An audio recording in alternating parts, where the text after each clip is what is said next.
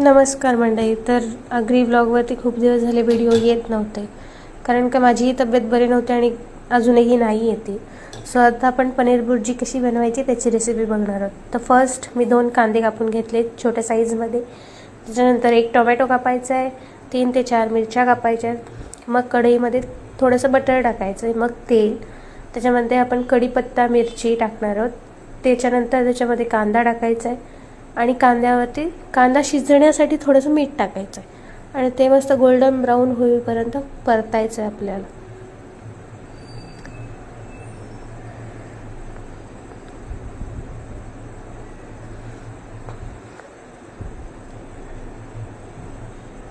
इथे कांदा golden brown थोडासा झालेला आहे. आता आपण ह्याच्यामध्ये टाकणार आहोत मसाला आणि हळद. मसाला आणि हळद टाकल्यानंतर मस्त ते मिक्स करून घ्यायचं आहे आपल्याला.